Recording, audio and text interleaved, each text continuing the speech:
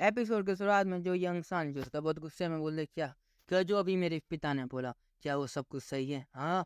और हम देखते उसको देख के जो कमांडर होता है स्पीड कमांडर वो बोलता है नहीं नहीं ये सब झूठ है, ये सब कुछ तुक्का मार रहा है, सब झूठ बोल रहा है। और आखिर इसको 300 साल पहले की बात पता कैसे हो सकती है, मेरे को भी बताओ ना। तो जूफैन बोलता है कि जैसे मैंने पहले ही बोला, मैंने मेरे को कुछ पता नहीं है, बस जहाँ तक मेरे को समझ में आया वैसे ही। पर वैसे भी यंग सान जी, तुम्हें नहीं लगता है कुछ ज़्यादा ही अलग अजीब है कि मेरी बस गैस पर ये बंदा इतना गुस्सा हो रहा है ना। तो जो सांची होता है बोलता है कि हाँ, तो तुम आखिरकार मेरे फादर में गॉड फादर के बारे में इतना सब कुछ कैसे जानते हो स्पीड कमांडर। तो वो बोलता है कि हाँ, आखिरकार जो हम लोग हैं वो किसी का बैकग्राउंड चेक तो कर ही सकते हैं ना। और अगर किसी का बैकग्राउंड चेक करें तो ऑफकोर्स हमको उसके बारे में सब कुछ पता होगा। अगर नहीं पता हुआ तो कुछ ज़्यादा अजीब नहीं हुआ। तो जू फैन बोल रहा था, ओ सीनियर सेज, तुम्हारी जो मेमोरी इतनी अच्छी है क्या। और जहाँ तक बात है जो यंग सांजी के गॉडफादर है ना, वो सिर्फ एक सिंपल स्कॉलर थे। और यहाँ तक कि एक नॉर्मल बंदे के बारे में तुम उनके करेक्टर के बारे में इतनी गहराई से कैसे जान सकते हो हाँ, वो भी 300 साल पहले की बात हाँ। ये थोड़ा अजीब नहीं लगता है। और जो कमांडर वो बोलता है नहीं नहीं मैं फंस चुका हूँ। जो यंग सांजी बोलता है झूठ, सब कुछ गलत था, सब फेक था। मैं गू सेंटोस के पास कोई फैमिली नहीं थी। और वो बहुत तेज चिल्लाता जैसे उसमें से रेड कलर की डिमोनिक ऑरा निकल रही होती है। और हम देखते जो अपना जू फैन है वो देखता है कि जो यंग सांजी वो रो रहा होता है। और वो जो तीनों बंदे होते हैं मतलब तीनों जो भी हो ड्रैगन होते हैं वो बोलते हु सेंटोस, जो तुम्हारे गॉड फादर थे हम में से एक थे। और वो जो इंपीरियल फैमिली के पूरी तरह रॉयल है और वो बिना किसी रिग्रेट के मरे थे। तो इसलिए तुम उनके गॉड सन होने के नाते तुम्हें उनके कदमों पर चलना होगा और हमारा जो नेशन है उसको डिफेंड करना होगा। तो यंग सांजी बोलता चुप रहो, तुमने मुझसे झूठ बोला पूरे 300 साल, और तुम चाहते हो मैं तुम्हारी मदद करूं।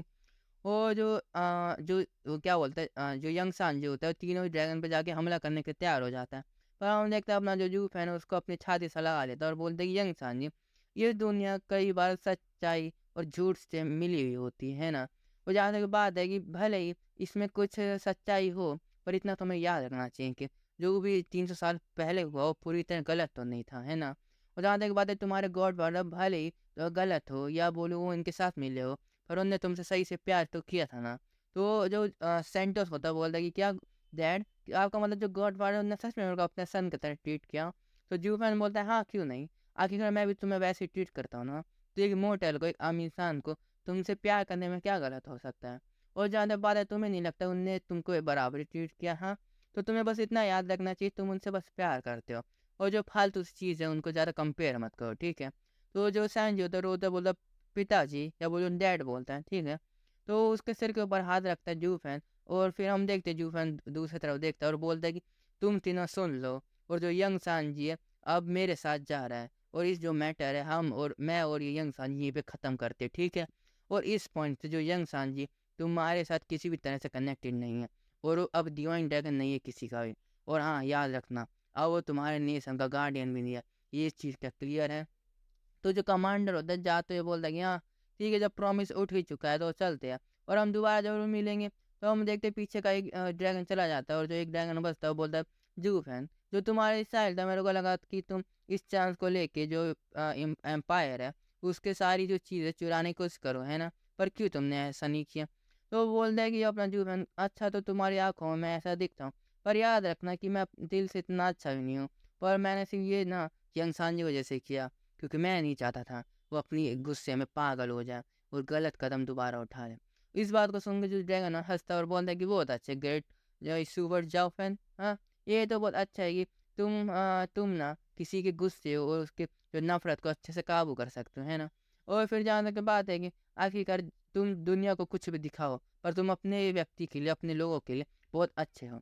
तो जो जू फैन बोलता है कि तो क्या इससे तुमसे क्या है, तुम इससे इतना परेशान क्यों हो रहे हो हाँ। तो वो बोलता है कि अपना जो डैग है ना बोलता है कि वैसे ही। और जाने की बात है तुम्हें याद तो रहना चाहिए और तुम भूलना मत, जो तुम्हारा जो थर्ड प्रिंस है तुम्हारा मुंह बोला भाई है ना। और हाँ वो अपनी बातों पे हमेशा कायम रहता है और तुमको उसके डरने की जरूरत नहीं, और थोड़ा उसके बारे में भी सोचो। जो जू फैन फिर उसको सोचता है कि अच्छा वो मोटा ना, तो हम देखते वो सोच रहा था मोटे के बारे में। और जो जो ड्रैगन बोलता है जू फैन, और मैं मुझे पता है तुम अपने लोगों को कैसे ट्रीट करते हो, बाहर वालों को कैसे ट्रीट करते हो। और जो थर्ड प्रिंस है वो कभी तुमसे अगेंस्ट नहीं जाएगा। और मैं तुमको बस एडवाइस देना चाहता हूँ, जो एम्पायर के किंग है ना मेजेस्टी, वो कुछ ज़्यादा ही दूर की सोचते हैं। और अभी तक जो भी यहाँ पे हो रहा है ना, वो सब उनकी आंखों के नीचे ही हो रहा है, उनके प्लान के हिसाब से चल रहा है। तो थोड़ा केयरफुल रहना। तो जू फैन बोलता है, हाँ हाँ, तो तुम एक डिवाइन ड्रैगन होने के बाद भी मेरी मदद करने की कोशिश कर रहे हो ना। तो बोलते हैं हाँ हाँ हाँ। वो जाते हैं, बोलते हैं कि यंग साजी, मुझे पता है हमारे हम दोनों इतने अच्छे कोई रिलेशन में नहीं रहे, पर मैं चाहता हूँ कि तुम हमेशा खुश रहो, और इसकी खुशी मनाओ कि तुम्हें जूफन जैसा पिता मिला है। और अपना अपना ख्याल रखना यंग सांजी। और बोलता है कि जो जूफन है ना, वो अपने लोगों की सबसे ज़्यादा फिक्र करता है, तो तुम खुश रहोगे ज़्यादा, मेरे को लगता है। तो जूफन यंग सांजी के सिर पे हाथ रख के बोलता है, तो चलो यहाँ से चलते हैं ना, और अपने घर चलते हैं फिर। ये भी एपिसोड ख़त्म होता है, और मैं आज एक और एपिसोड नहीं लाऊंगा, ये आखिरी था। तो धन्यवाद।